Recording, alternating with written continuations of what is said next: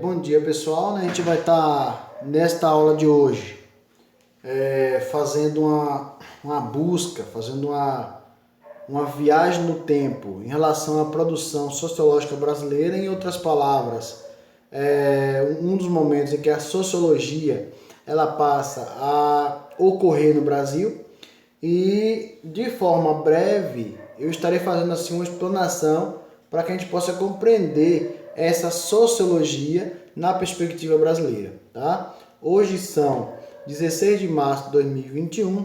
Esse conteúdo é muito relevante para a nossa compreensão. A gente vai encerrando aos poucos os temas da primeira unidade, tá? Para que a gente não tenha dificuldades a priori. A gente vai abordar aqui essa sociologia brasileira, que ela ocorre, pessoal, de forma mais institucionalizada, ela ocorre de forma mais contundente a partir da década de 30. Professor, na década de 30 está ocorrendo o que no Brasil? Está ocorrendo a chegada do Getúlio Vargas, está começando a Era Vargas. Então, ela inicia na década de 30, né? Ela se institucionaliza como sociologia na década de 30, e nas décadas seguintes ela vai se fortalecendo. Isso é interessante porque a partir da década de 30 que a gente vai ter uma participação social mais aguçada com o fim da República do Café com Leite, né? Surge também, dentro dessa perspectiva da década de 30, primeiro ano, as produções literárias. Surge também na década de 30 a demonstração de uma sociedade que passava agora a compreender a estrutura social, que passava agora a compreender, terceiro ano, toda a organização social que estava montada, né? Por mais que não se tivesse ainda uma revolução social, mas eu tinha ali uma estrutura que se desenvolvia reflexivamente, né? No entanto, nem toda a produção desse pensamento social agora vai ser o que futuramente virará a sociologia brasileira. Ou seja, esse acúmulo de informações dentro da sociedade que vem desde o passado colonial até a década de 30, quando começa a partir de 30 ser organizado esse pensamento na perspectiva da sociedade brasileira, que vai passar agora a ter um diferencial, tá?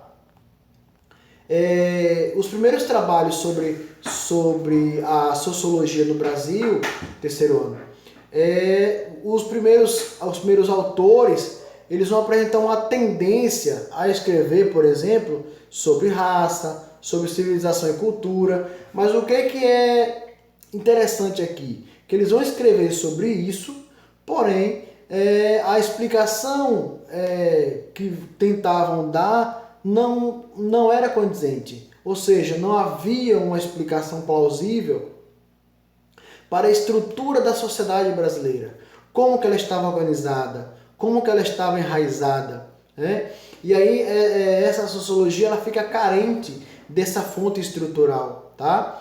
Porque se escrevia apenas sobre raça, sobre civilização, sobre cultura, de forma isolada. Mas a explicação da formação dessa sociedade brasileira, do povo brasileiro, eu só vou ter mais adiante com o Caio Prado Júnior, que inclusive tem um livro dele, Formação do Povo Brasileiro, que é muito bom, tá? As primeiras reflexões sociológicas no Brasil, elas vão ter um caráter investigativo, né? Vão ter um caráter investigativo e explicativo. Na verdade, esse caráter investigativo e explicativo vai ser impulsionado por alguns movimentos que vai ter uma postura mais crítica, né, em relação à sociedade brasileira.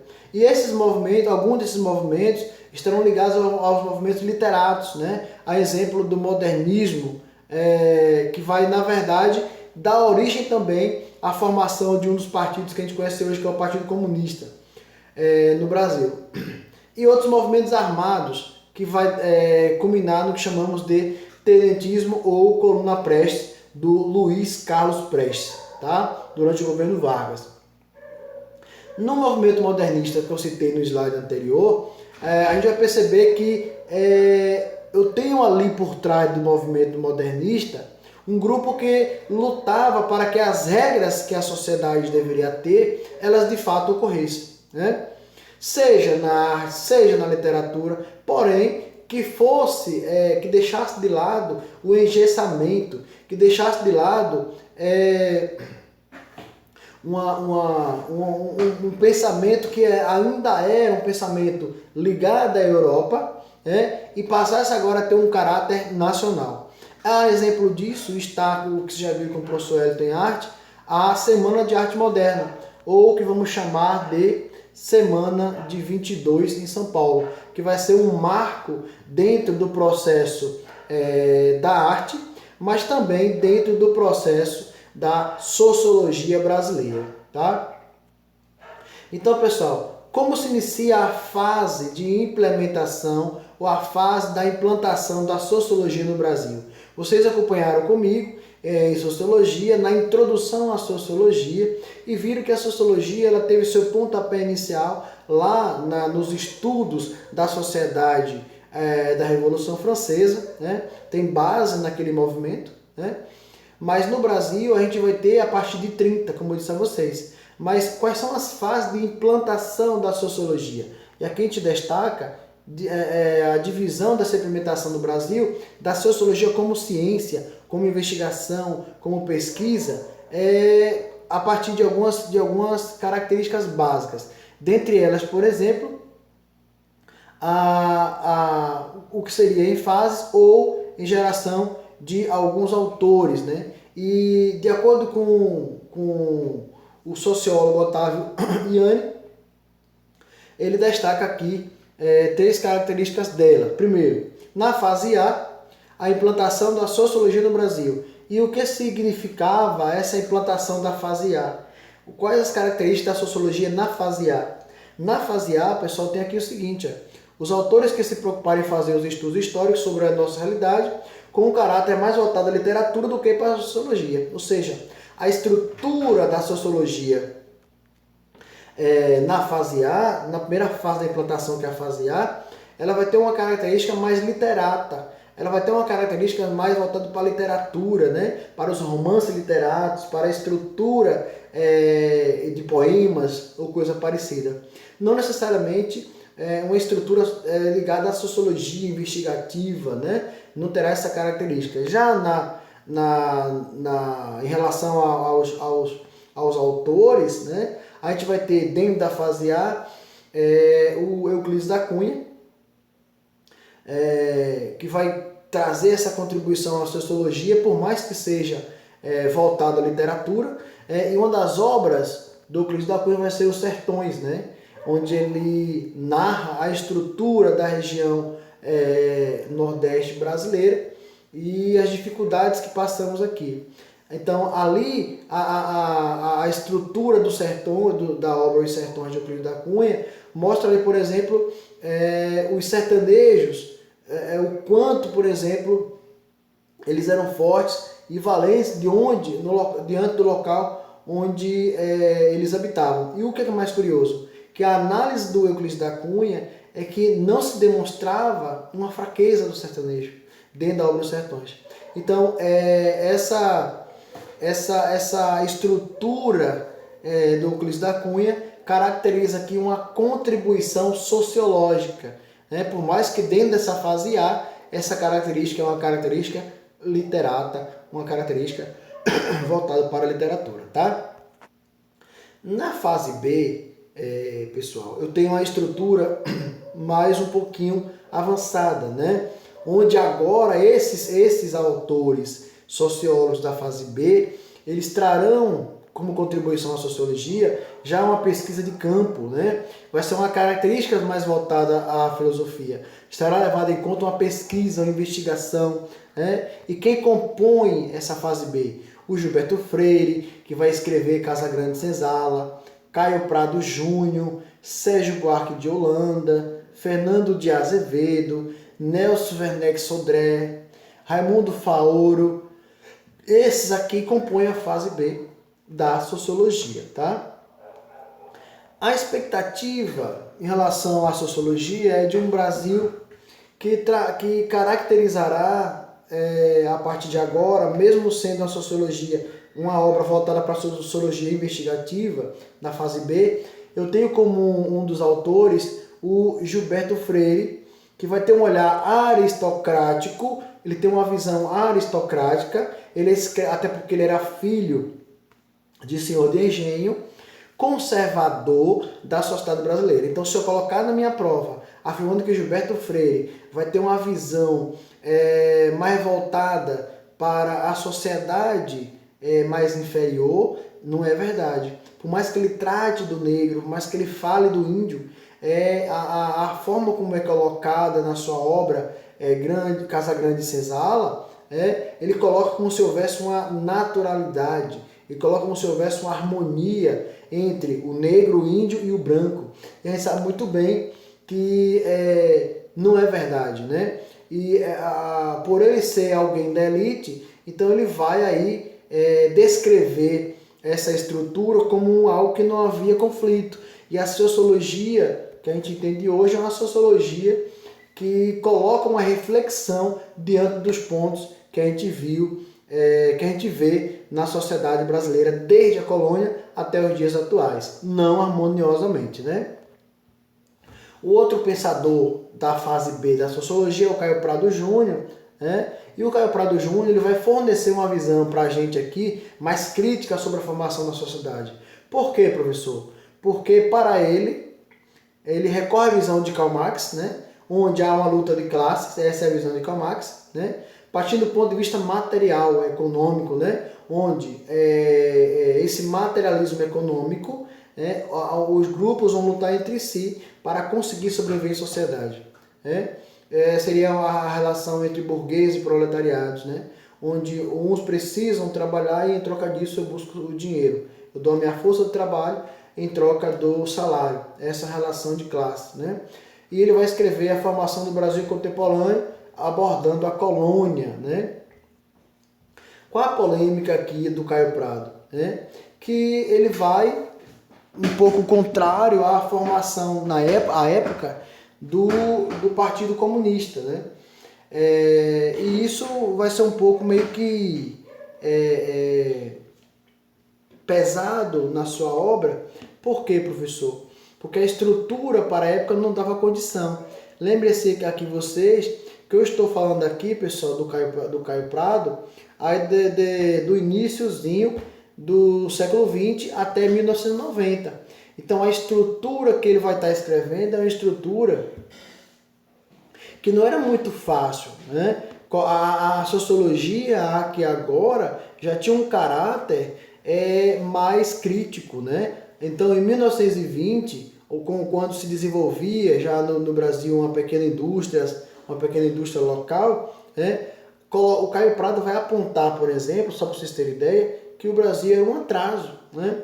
Em termos econômicos, pode até ainda avançar, mas ele trazia que, em termos econômicos, o Brasil viveu praticamente uma estrutura feudal de produção.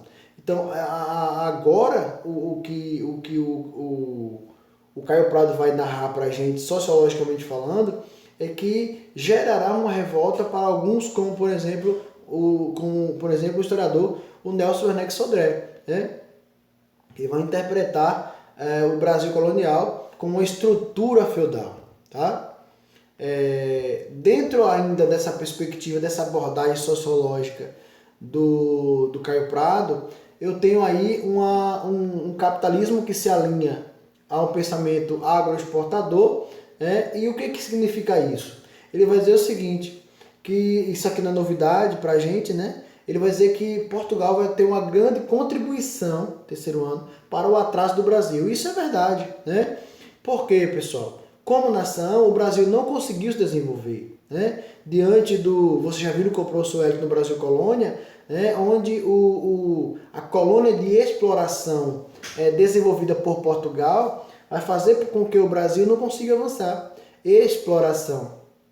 No entanto, esse centro do capitalismo, no contexto no qual abordamos, que no caso era o descobrimento do Brasil, estava na Europa e não no Brasil. Aqui servia apenas como fonte primária de exportação e de exploração. No entanto, essa estrutura latifundiária era uma estrutura que não dava condição, dentro daquela sociedade, de avançar, né? Era uma sociedade que apenas enriquecia a metrópole e pronto. Então essa é a principal crítica do Caio Prado aqui, tá? Na fase C, pessoal, da sociologia, que ocorre por volta de 1940, estamos aqui falando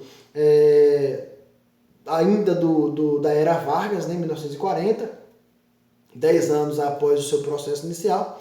Essa aqui é a terceira geração da filosofia, que já vai ser formada por filósofos, né? Por sociólogos de diferentes instituições universitárias, e nessa perspectiva, a partir de agora, eles terão um estilo mais independente, né? E isso vai ser relevante para a formação da sociologia. Isso vai ser relevante porque o corpo intelectual sociológico do Brasil começa agora a ganhar força. Isso também marca o que vamos chamar de tendências ou escolas. Por quê, professor? Porque dentro dessa perspectiva, tanto Rio de Janeiro, São Paulo, Salvador, Belo Horizonte vai ter um destaque para essa produção sociológica brasileira na fase C, certo? Que é essa fase agora do surgimento de sociólogos intelectuais que foram formados no campo acadêmico, né? que saíram das instituições universitárias. Essa vai ser uma das relevâncias aqui. E quem são esses aqui, professor? Um deles é o Florestan Fernandes, e ele é um dos que compõe a terceira geração dos autores da sociologia. E dentre outros eu tenho o Oliveira Viana, já citei o Florestan Fernandes, Guerreiro Ramos e outros que compõem aí essa terceira fase, ou fase C da sociologia. O Florestan Fernandes é um nome importante da fase C. Por quê, professor? Porque ele trabalha com a chamada sociologia crítica do Brasil, né? Onde eu faço uma análise, eu trago um olhar para essa sociologia voltado para uma crítica social, onde o Brasil não avançou. Se assemelha muito com o Caio Prado Júnior, tá? O Florestan Fernandes. Então, ainda sobre o Florestan Fernandes, eu tenho aqui, pessoal, uma espécie de autobiografia dele. Então tem aqui, vai ser um sociólogo que faz um contínuo questionamento sobre a realidade social e das teorias que estavam a explicar realidades anteriores. E o objetivo do Florestan vai ser buscar uma sociologia investigativa, crítica, para compreender uma sociedade que era existente. Essa luta do Florestan Fernandes vai ser importante porque vai traçar a partir de agora, juntamente com o Caio Prado Júnior, pessoal, um pensamento crítico em relação ao Brasil. Um diálogo com esse pensamento crítico e essa relação dialógica que o Florestan Fernandes vai trazer servirá de base para a construção de uma sociedade onde eu, através do processo investigativo, entendo as dificuldades que ela passa, da fome, da miséria, do casamento, do divórcio. Toda essa estrutura nessa sociologia crítica vai ser muito importante para as análises do Florestan Fernandes. Ainda sobre o Florestan Fernandes, autores como Euclides da Cunha, o próprio Caio Prado Júnior, que a gente já viu lá atrás, vai, por exemplo, vai ser trazido pelo Florestan como uma análise de suas obras, como Os Sertões, do Euclides, as obras do Caio Prado Júnior, serão resgatadas para uma análise do Florestan. Outro aspecto importante da maneira crítica como ele fazia a sociologia era a afinidade que também ele tinha, assim como o Caio Prado Júnior, com o pensamento marxista. E isso vai ser muito importante para que ele possa analisar a sociedade, pessoal, pautado semelhante à aula de história de quinta-feira passada, parecendo com a história dos análises, parecendo com a visão marxista de sociedade.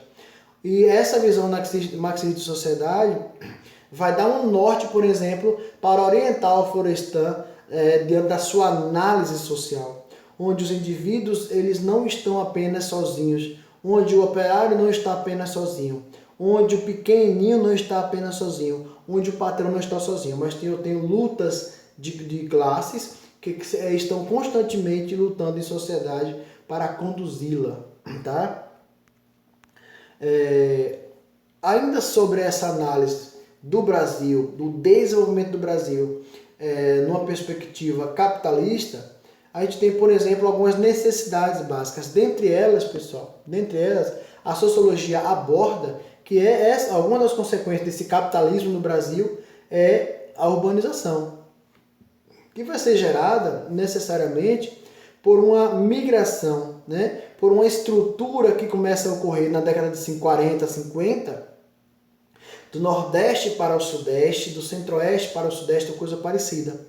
E isso vai ser importante na década de 40 e de 50, porque na década de 50, por exemplo, a gente vai ter a construção de Brasília. Então a gente vai ter, por exemplo, os candangos, né? Que vão migrar de regiões do Norte, do Nordeste, para essa construção dessas cidades.